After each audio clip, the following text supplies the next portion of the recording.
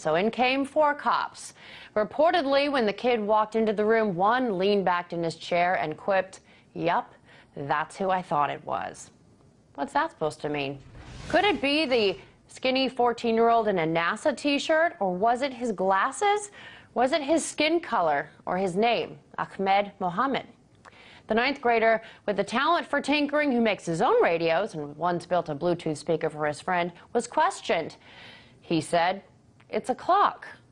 Well, then he was handcuffed, taken into juvenile detention. According to the official statement, it was for the officers' safety.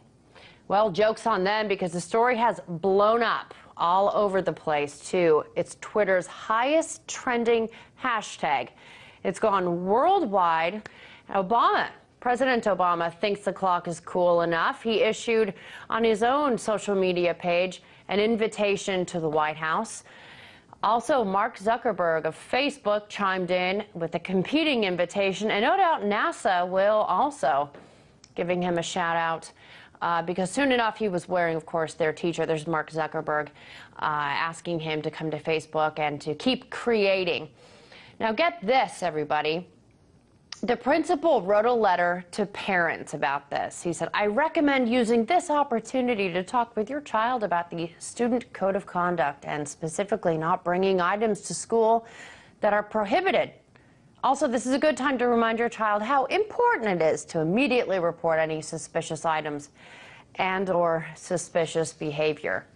Apparently, clocks are prohibited. Are you kidding me? Well, remember, Ahmed, the best revenge is success. Now, earlier I spoke with Ibrahim Hooper, the spokesperson from the Council on American Islamic Relations, about this. He weighs in. Take a listen. Well, I think race is a factor, but I think the major factor is Islamophobia. We've seen a tremendous rise in the level of anti-Muslim sentiment in our society, and I think this is just a symptom of that rise in anti-Muslim bigotry.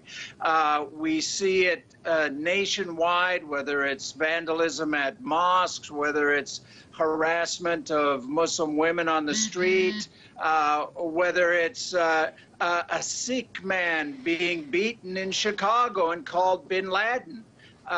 We're seeing it, unfortunately, rise tremendously in recent months and years, and this is just a symptom of that.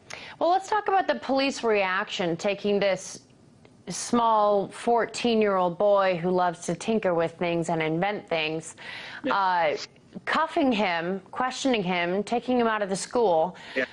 You know, This was a complete overreaction.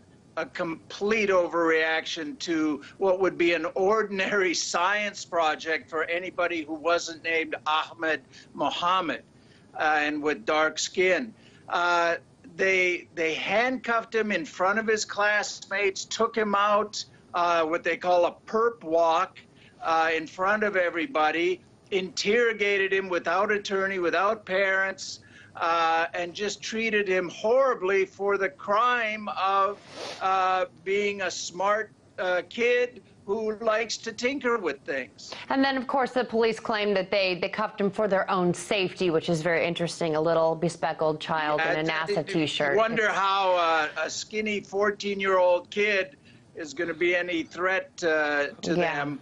But, you know, that's what we're dealing with now. The world we live in now. And, you know, the president has now, the principal of the school has issued a letter to parents talking about, you know, we had an altercation at school today. The children are safe. Nothing came of it. It's time to remind them not to bring prohibited items to school. A clock in a little case with moon stickers on it. I mean, what is this? What does it say about the school's reaction to something where it basically victimized an innocent child?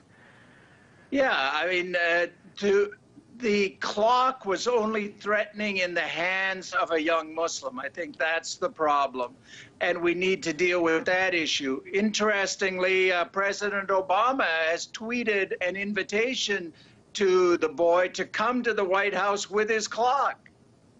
Exactly, and it's not just that, it's Mark Zuckerberg. This is the highest trending, tweet on Twitter, if that's how you say it. And who knows, maybe NASA will chime in. He had a little NASA t-shirt on. Hey, good for the kid. Ibrahim Well, Hooper. I hope.